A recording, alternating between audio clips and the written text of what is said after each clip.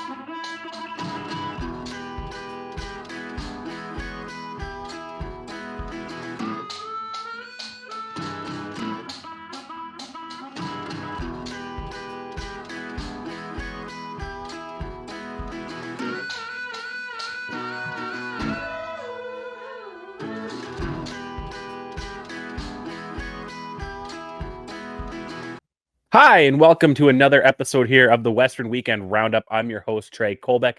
This is February 2nd edition. It's being posted on February 3rd. Got a little bit behind this week, and I haven't seen you over the last couple of weeks. Got a little busy with the Westie Awards and a couple other things going on. But now we're back, recapping all the Western action from over the weekend. Well, if we count Wednesday as the weekend, because that's how far we got to go back for Century Mile. But yeah, before we do, today we'll talk about Century Mile Wednesday. As we all know, they canceled on Saturday, and actually they canceled this upcoming Wednesday as well, so we won't talk about Century Mile for a while. And also Cal Expo had racing on Friday and Saturday. Friday they had the 16,000 Wiseman final, and they had a couple open pace races on Saturday. Before we keep going, though, make sure to check out the westernpacer.ca as they are a presenting sponsor, westernpacer.ca, for all your Western harness racing news. California, BC, Alberta, Manitoba, and coming soon, Minnesota tab will be added. So keep it locked into the westernpacer.ca. You want to become an advertising partner at the westernpacer.ca or this show or an upcoming harness racing podcast that's all connected, check out that at the westernpacer.ca or email the westernpacer at gmail.com for more. Yeah, without further ado, let's get into the show. So like I said, Century Mile Wednesday. It's the last time we saw them. What we're going to talk about, Logan Gillis got a hat trick. Felt so long ago, but the first race he wins in the bike was It's Time Iceman in race 2. This is a 5-year-old gelding owned by Todd Telos and Logan Gillis himself, bred by Jackie Warrington of Surrey, BC. This is his third win, the gelding of the third career win, first of the year. 1:59.2 was the mile time, while Logan Gillis trains this gelding himself. There you go, It's the Iceman winning at even money in race 2 on Wednesday.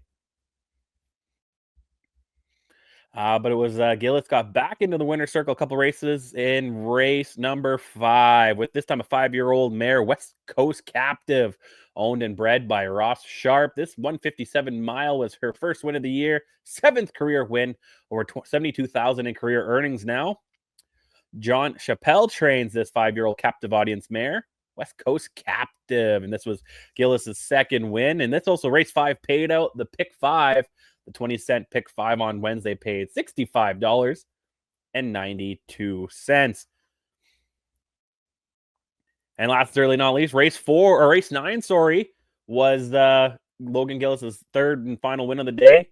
Paid out the pick 4 as well. Century Mac, a JK Royal Flush mare. The 7-year-old mare was bred by Brian Book, currently owned by Surge Mass. First win of the year, 1:55.2 was the mile time for her 33rd career win, just shy of $250,000 in career earnings. Shelly Arsenault trains. And like I said, the pick 4, there was a big carryover. The pick 4 on Wednesday paid out $1,389 for the $1 minimum. And a pretty big day at Century Mile, 140,000 in handle. And again, they canceled Saturday at Century Mile, but California, the weather was good, well enough to race. Pretty rainy, though, over the weekend. On Friday, one thing of note, we had race 5 was the Wiseman Final, 16,200. Sign of the Times, Special Force gelding gets the win here. Minnesota sired, but foaled in Rock Valley, Iowa, bred by Van Otterloo Stables.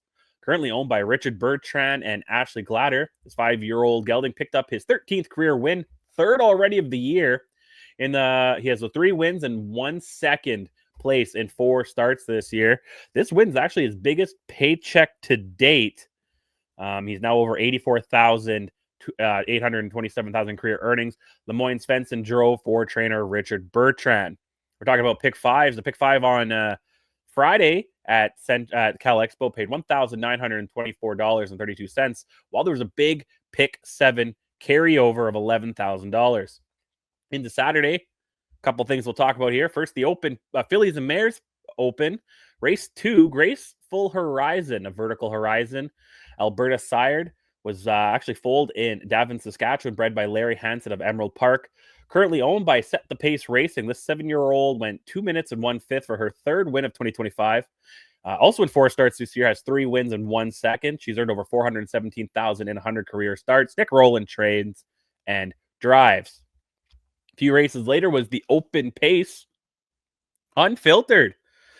And always a virgin gelding gets the win here. Indiana sired and foaled, bred by Tend Comaford. Currently owned by Joseph Prevost, 1 in 158 flat for his 2nd win of 2025, 33rd career win, over 119,000 in career earnings. Quentin Snyder trains, and Aaron Lehman was in the bike. The pick 5 on Saturday paid out $609.90. This is Canadian.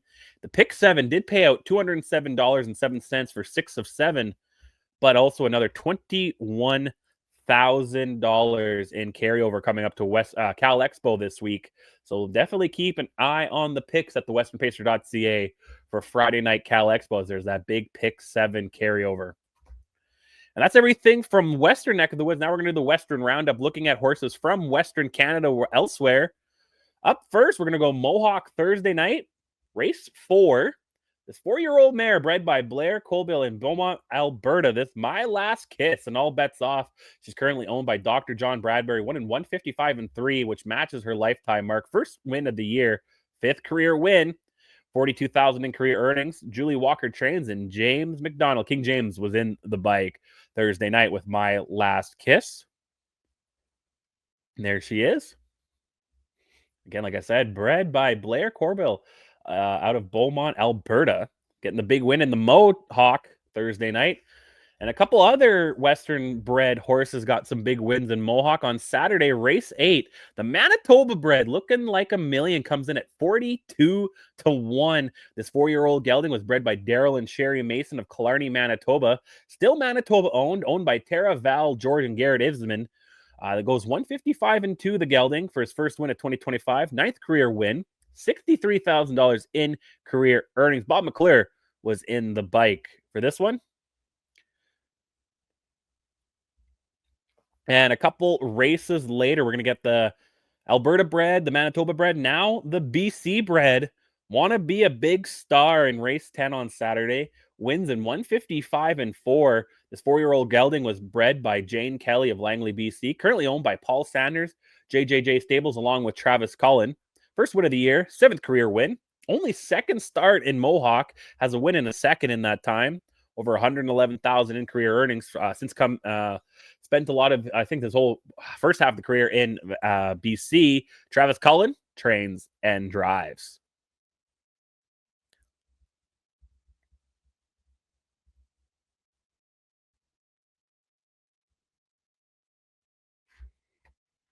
That's actually everything I have for you today here on the Western Weekend Roundup. Pretty quick and easy show.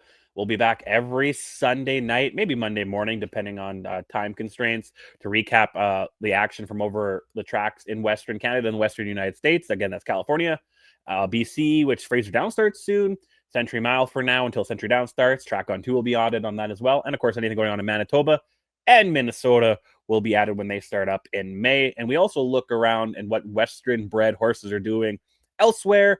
Like we just had today, we had the 3 My Last Kiss, Looking Like a Million, and Want to Be a Big Star. So thank you to that. Make sure to check out the westernpacer.ca as I'll have picks for Cal Expo Friday and Saturday. That big pick 7 carryover goes down Friday, I believe. No racing and Century Mile on Wednesday, so I'll have my Century Mile picks for Saturday later in the week. And make sure to keep checking it out, the website out. Like a big post came out the other day.